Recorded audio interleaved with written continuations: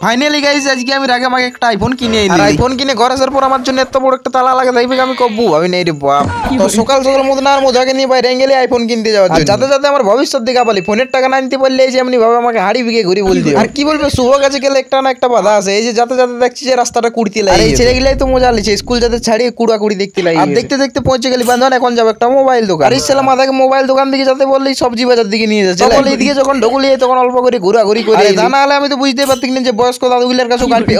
জিপে চলে কি বলবে বাজার দিকে এসে ভালো হলো মাধব দাও এখানে হাফ লিটার মতন মাছ নিয়ে আর এখানে কেনাকাটা করে ঘুরে বলতেছিলি তখন মনে হলো যেটার জন্য আসিস সেটাই বাকি আছে রে বাপ যেহেতু বলি শুভ কাজে যাবো ওই জন্য আগে পেট পূজা করতে ওই জন্য মন্টু গুড়ের দোকানে এক কেটে ইডলি ওটা নিয়ে আর দেখতে দেখতে চলে এলো তখন আমরা তিন মদনা মিলে পুরো আমারই দিলি খাওয়া দাওয়া করে মোবাইল দোকান যাতে ছিলি তখন যাতে ভ্যালকি দেখছো মানে দেখতে পারলি দোকানে ঢুকা মাত্র দেখা যায় আমাকে 12 মিনিট আর এইটা আমার একটু পছন্দ হইলো না তার কারণে আমি ঘরের লাই ভাবি আসছিলি যে লিলি তার ওই বলে ঘর চলে এলে আর ঘরে এসে নিয়ে দেখছি যে আমাদের ঘরে বিরিয়ানি মানে একটাই কেউ চুরি করতে আলো ভাববে যে ইয়াদের ঘরে চুরি করতে পারবো না।